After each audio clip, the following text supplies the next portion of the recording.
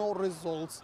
The African countries have also not been speaking with one voice. With South Africa, one of the countries that is considered the leadership of the African Union, saying that the elections that were held in Ivory Coast were inconclusive. And all this now is making people here in Ivory Coast, to a certain extent, lose hope that the mediation efforts would result in a breakthrough and a resolution to their country's political stalemate. And this is one of the reasons, analysts say, why people on both sides of the political divide here in the Ivory Coast have begun arming themselves. In Somalia, African Union peacekeepers and government troops are claiming some success against al-Shabaab fighters. The joint forces say they've captured key positions in the north of the capital, Mogadishu. Commanders say they're also now in control of Beled Hawa on the Kenyan border. Dozens of fighters are reported to have been killed in hours of gun battles, but the African Union is also paying a heavy price. It's thought more than 50 peacekeepers have been killed in the past 2 weeks. Major General Nathan Mugisha from the AU's peacekeeping force AMISOM explained the significance of the Mogadishu offensive. Troops from the Burundi contingent provided support to the TFG forces to capture two key grounds, which are the former Ministry of Defense building, Gashandiga, which I referred to, and the milk factory. Gashandiga previously served as the extremist major operational and logistic base. Now, in Cuba, an American man accused of seeking to undermine the government has been found guilty. Alan Gross was arrested in December 2009 for smuggling communications equipment into Cuba as part of the USAID-backed democracy program. U.S. officials and Gross's family insist he has done nothing wrong. He now faces 20 years in jail. Cuba says the USAID programs are aimed at overthrowing the government of President Raul Castro. The 3-week standoff between Wisconsin's Republican governor and state employees has led to a sharp drop in his popularity. A new opinion poll shows 57% of Wisconsin residents disapprove of the job Governor Scott Walker is doing. On Friday, he issued a letter of intent to lay off hundreds of public workers. The governor says the layoffs are needed to ease the state's $137 billion budget shortfall. Despite signs that the U.S. economy is recovering, people are still struggling to find work. That's especially true in the state of Florida. From there, Kimberly Halkett sent us this report. 2011 hasn't been a good year for Gabriel Martinez. 2 months ago, this corporate operations manager and father of 2 young children lost his job. After weeks of scanning openings at this Florida job center and sending out resumes, he still hasn't found work. I don't see things turning around like that. I don't see it. I don't feel it.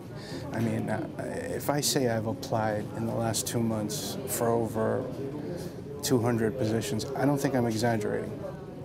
And I haven't gotten a single call back, an opportunity for an interview. The Bureau of Economic Research officially declared the U.S. recession over in 2009, but the job markets remain flat. Roughly 9% of Americans are looking for work. In Florida, it's 12%. Only California and Nevada fare worse. Currently, more than 1 million Floridians are unemployed. But after years of dismal financial forecasts, economists are once again optimistic. Well, we're on our way out of what's been a very deep hole. I think the outlook, the longer run trends are all quite favorable. Some of the strategic things we're doing here all bode very well for Florida's economic future. Those strategic things include huge investments in health science and medical fields. Technology, construction, and education are also predicted to be major areas of growth. Forecasters predict Florida's now on track to create more jobs over the next 5 years than any other state in the country. This biotech park in downtown Miami is just one sign things are getting better. It's being built to house life sciences and technology companies moving to Florida to take advantage of the large labor pool and rock-bottom real estate. It will not even be open until June, but it's already half full. Florida also stands to gain from a boom in trade with its southern neighbors. As more and more financial companies move in, this Miami Strip is quickly becoming the Wall Street of the South. Okay, this is very good to you because I know that you are very stable in your life. But for Martinez, Florida's rosy outlook is of little help. He needs a job now. you know, at this point, I'll take whatever I can get. Martinez says he's cautiously optimistic he'll be able to find work soon, now that his state is finally back on track and poised for growth for the first time in years. Kimberly Helkett, Al Jazeera, Miami. Still ahead on Al Jazeera, funding the Gaddafi regime. We'll look at how millions of oil dollars are still flowing into Tripoli's coffers. And anger in Russia over a cleric's claim that women wearing skimpy clothes encourages sexual assault.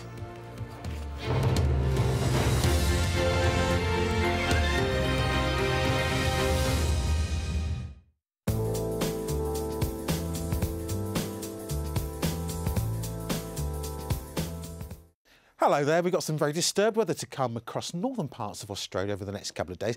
Big clutch of thunderheads just appearing into that western side of Queensland. I think there is a real risk of some flooding to come here over the next few days. Then you can see how heavy our rainfall chart shows up across this particular part of Queensland. Heavy showers too, nasty little circulation up towards the Gulf of Carpentaria.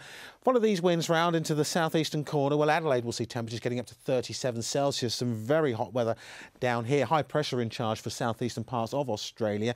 Over to the west, it is largely dry, but a little line of shower cloud again just pushing its way towards western parts of South Australia as we move into the early part of next week. Still a chance of some wetter weather to come here. Touch cooler as the rain edges its way towards Adelaide, 31 Celsius by this stage. Queensland still seeing plenty of showers. Brisbane, on the other hand, southern parts of Queensland will gradually start to dry up and to brighten up. We come down into New Zealand and it's very autumnal, wet and windy for many. North Island certainly seeing some heavy downpours through Sunday. The South Island starting to see drier, brighter weather coming through, but the showers not too far away from the North Island. For Southeast Asia, it's sunshine and showers.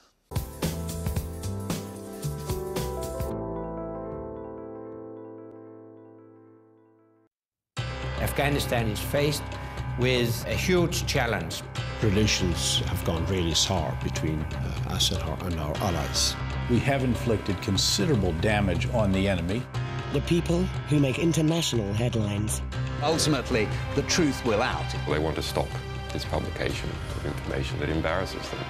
Make time for Sir David Frost. Frost over the world. At this time on Al Jazeera.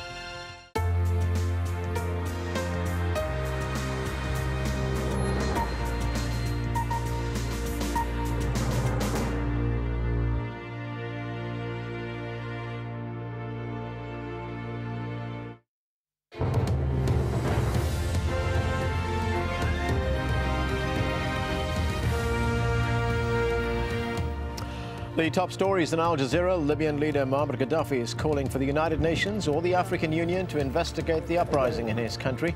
He also said that the 3 Dutch troops captured by his forces in Sirte are prisoners. Dutch authorities are trying to get them released.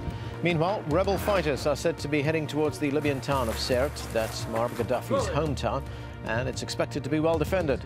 The rebels have moved on from the key oil port of Ras Lanuf, where they claim full control. Thousands of protesters have stormed the state security offices in the Egyptian capital, Cairo.